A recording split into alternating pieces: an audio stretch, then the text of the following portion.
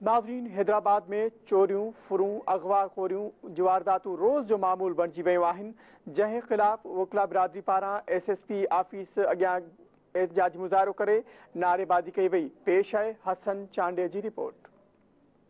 हैदराबाद में ॾोह जे वारदातनि में कमी अची न सघी। चोरियूं, फुरियूं, अगवाखोरियुनि जी वारदातूं रोज़ जो मामूल बणियल, जंहिं ख़िलाफ़ वकिला बिरादरी पारां हैदराबाद SSP गेट अॻियां एहतजाजी मुज़ाहिरो कयो वियो।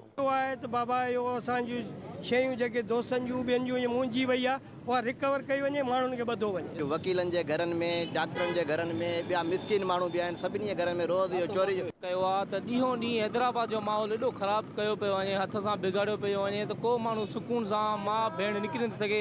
लेडीज़ खां हलंदड़ रोड ते पर्सूं फुरियूं थियूं वञनि। एहतजाज जी कॉल ॾेई ऐं असां इहो नोटिस कराईंदासीं, हिते वरी हिकु दफ़ो वॾो एहतजाज कंदासीं, न त पोइ DIG ऑफिस जो घेराव कंदासीं, उते वेंदासीं। पर असांखे असांजी आवाम खे हिते रिलीफ न मिलंदो त असां माठ न वेंदासीं। जे लाइ असां SP खे बि इहो चवंदासीं त फर्स्ट ऑफ ऑल पंहिंजो बेटानगर जो SHO मुअतल करे, त उन खां बाद में जेको आहे असां पंहिंजा ॾिसो था ॾींहों ॾींहुं हैदराबाद में बदअमनी वधंदी बि वञे। हिननि चयो त हैदराबाद जो अमन क़ाइमु करणु SSP जी ज़िम्मेवारी आहे, जेको पंहिंजी ज़िम्मेवारी खे पूरो करण में नाकाम वियो आहे।